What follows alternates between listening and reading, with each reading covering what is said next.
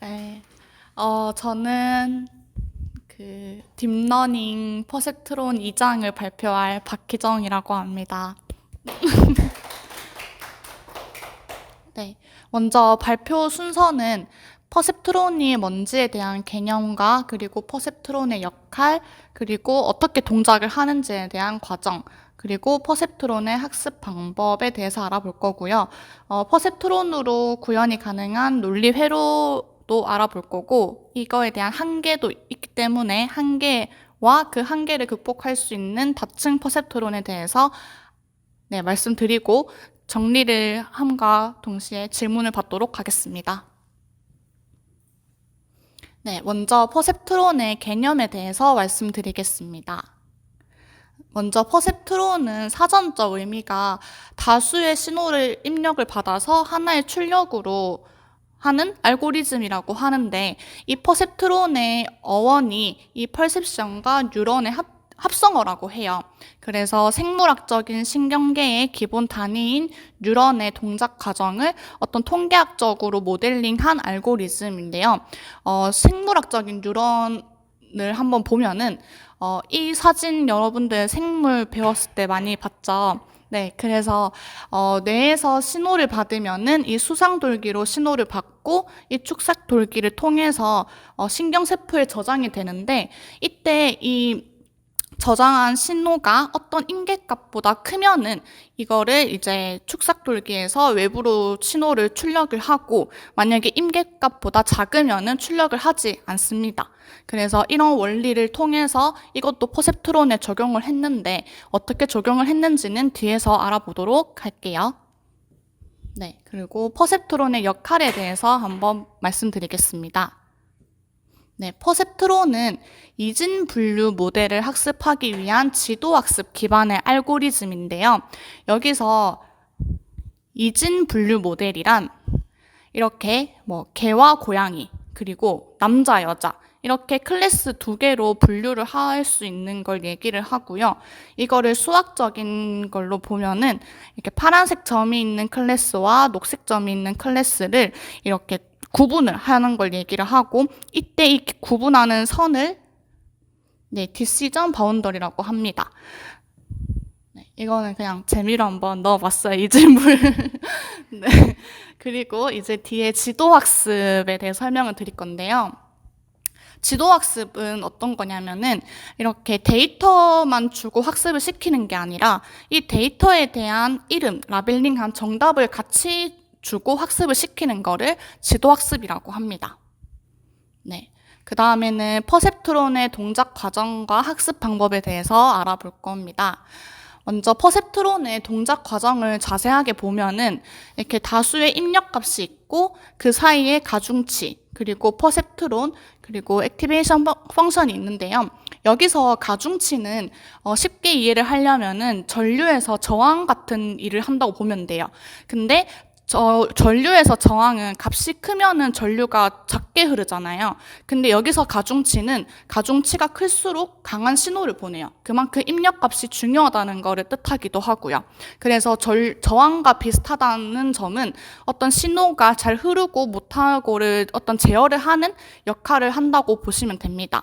그리고 여기서 B는 편향인 바이어스를 뜻하는데요. 이 편향은 딥러닝 모델 최적화의 중요 변수 중에 하나고요. 일반적으로 입력값을 1로 두고 가중치인 B를 곱한 변수로 표현을 합니다. 네, 그래서 여기 편향이 퍼셉트론에서 얼만큼 중요한지는 뒤에서 설명을 드리도록 하겠습니다. 네, 그렇게 해서 입력값과 가중치를 곱한 값이 퍼셉트론으로 넘어가게 되는데, 이때 이 퍼셉트론으로 전달된 입력받은 값을 모두 합산한 것을 가중합이라고 해요. 그러니까 즉 가중합은 입력값과 가중치를 곱한 거를 다 더한 거라고 보시면 되는 거죠. 네, 근데 여기서 이 가중합이 앞에서 설명했던 뉴런과 그 뉴런의 과정에서 아까 말씀드렸던 그 임계값을 넘으면은 신호가 가고, 아니면 임계값보다 작으면은 신호를 안 보낸다고 했잖아요. 근데 여기서도 이 가중합이 임계값보다 작으면은 신호가 안 가고 임계값보다 크면은 신호가 가도록 합니다. 근데 이 가중합들이 임계값보다 큰지 작은지를 보고 출력을 할지 말지를 결정하는 게 이 활성화 함수를 통해서 결정이 됩니다. 그래서 앞에 봤던 이 과정에서 입력값과 가중치의 가중합들이 퍼셉트론으로 넘어가서 이 퍼셉트론의 값들을 액티베이션 활성화 함수에서 이거를 출력을 할지 말지를 임계값을 보고 판단을 하는 거죠. 네. 그래서 활성화 함수에 대해서는 가볍게 한번 알아볼 건데요. 활성화 함수는 퍼셉트론의 출력값을 결정하는 비선형 함수라고 해서 가중합들을 임계값과 비교를 해서 출력을 할까 말까를 결정을 하고 또 출력을 하면은 어떤 값으로 출력을 할지도 얘가 결정을 합니다. 그래서 뒤에 보시면 활성 함수에 대한 종류가 있는데요. 대충 이런 종류가 있고 이런 것들은 3장에서 배울 거기 때문에 이런 게 있다고만 언급을 하고 넘어가도록 하겠습니다. 네, 그러면 퍼셉트론의 학습 방법에 대해서 알아볼 건데 아까 앞에서 말씀드렸던 퍼셉트론의 학습 과정에 대한 출력값을 나타내는 수학식이에요. 그래서 여기 x가 나타내는 게 입력값이고 여기 w는 가중치고 b는 편향을 나타내는 겁니다. 근데 여기서 입력값 x를 변형하지 않고 퍼셉트론이 두 가지 클래스를 이진 분류하는 거라 했잖아요. 그러면 두 가지의 클래스를 잘 구분하는 어떤 디시전 바운더리를 어떻게 잘 찾을 수 있냐라고 했을 때 가장 첫 번째 방법은 편향을 조정하는 거예요. 이때 여기서 보면은 이 편향은 여러분들 수학에서 y는 ax 플러스 b에서 b가 절편을 나타내잖아요. 그러니까 이런 것처럼 여기 편향도 절편을 의미한다고 보시면 되고 이 편향을 조정을 해서 직선을 옮길 수가 있습니다.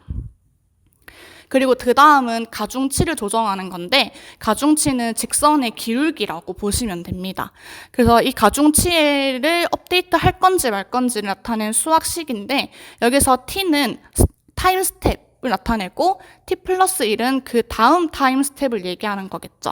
그리고 여기서 y는 내가 정답을 둔 라벨링한 정답을 나타내고 여기 짝대기가 그어져 있는 y는 이 학습 모델에서 생각을 한 어떤 예측값이라고 보시면 됩니다.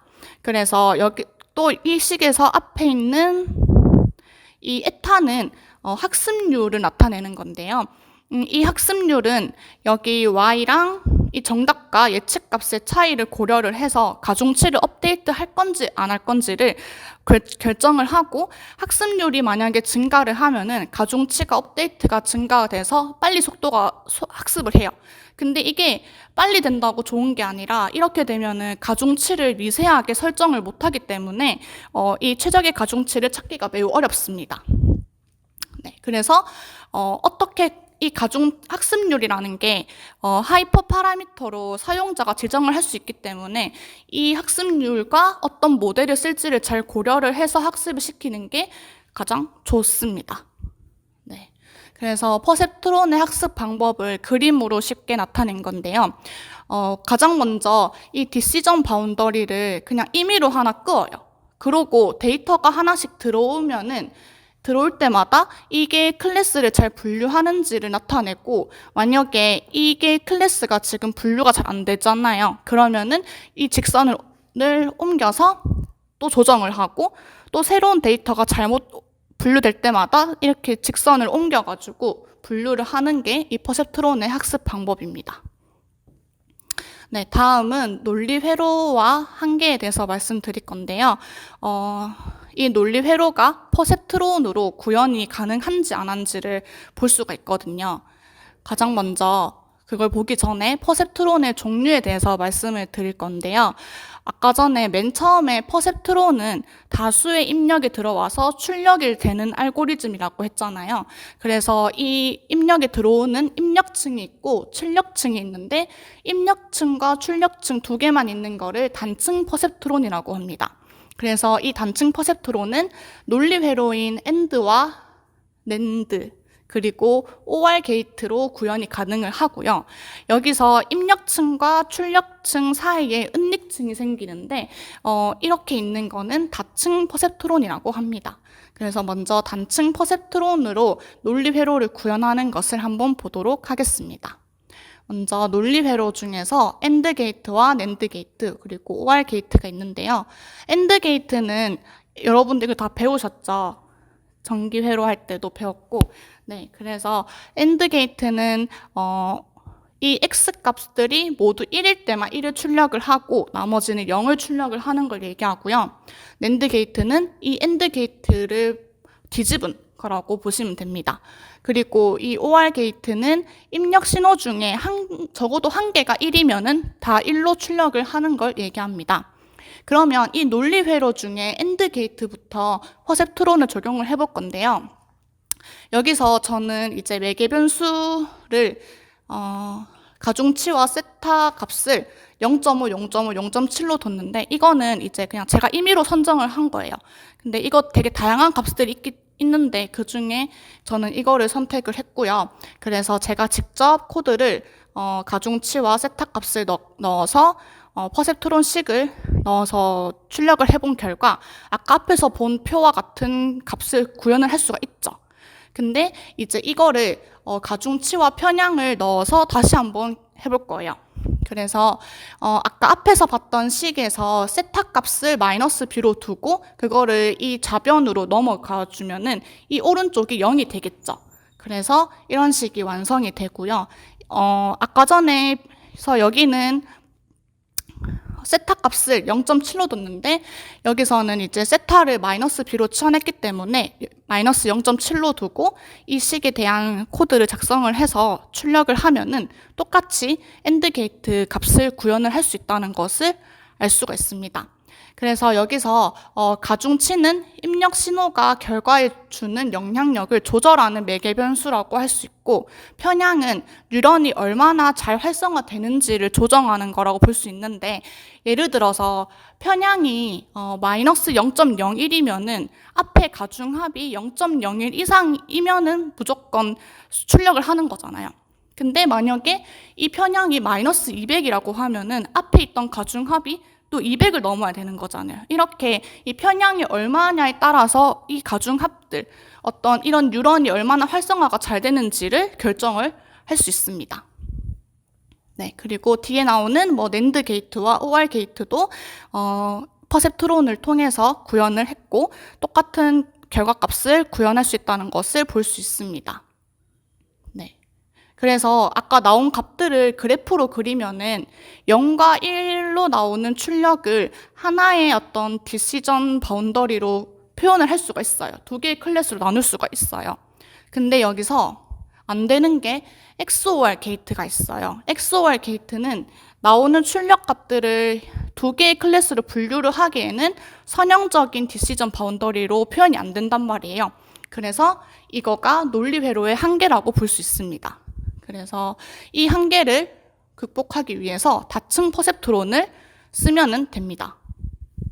네, 다층 퍼셉트론은 아까 맨 퍼셉트론의 종류에 대해서 말씀을 드렸을 때도 말씀드렸듯이 이렇게 입력층과 출력층 사이에 은닉층이 있는 걸 말하고 이거를 멀티레이어 퍼셉트론이라고 해서 MLP라고 합니다.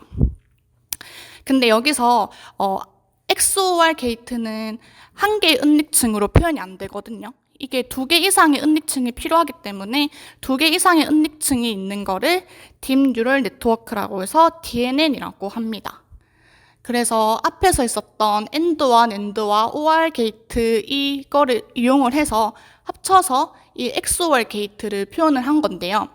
입력값에 따라서 맨 처음에는 NAND 게이트를 하고 그리고 이 입력값에 따른 OR 게이트를 해서 이 두 개의 출력값을 AND 게이트로 하면은 이게 아까 전에 앞에서 봤던 XOR 게이트의 값을 출력을 구현할 수 있다는 거를 알 수가 있죠. 네, 그래서 이거를 코드로 작성을 해도 알 수가 있습니다. 이렇게 XOR 게이트는 선형적으로는 못했지만은 비선형적으로는 해결을 했어요. 근데 이게 이론적으로는 해결이 가능하냐? 너무 어렵다고 합니다. 그래서 나중에 뒤에서 배울 5차 역전파로 해결이 가능하다고 합니다. 네. 그래서 여기 보시는 것처럼 은닉층이 엄청 많은 걸 아까 DNN이라고 했잖아요. 그래서 내가 학습시키고자 하는 데이터를 이런 DNN을 이용을 해서 학습을 하는 거를 딥러닝이라고 합니다. 네, 정리와 질문인데요. 그래서 정리를 하면은 퍼셉트론은 다수의 입력값을 하나의 값으로 출력하는 알고리즘이고요. 이진 분류 모델의 지도학습 기반 알고리즘이고 입력값과 가중치를 곱해서 그 가중합을 임계값과 비교를 해서 출력을 하고 이 비교를 하는 게 활성함수인 거죠.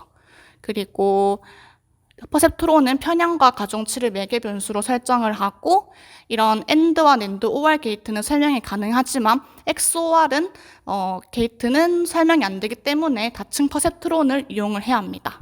네, 그래서 저희는 아까 앞에서 게이트를 설정을 할 때 가중치를 저희가 설정을 했잖아요.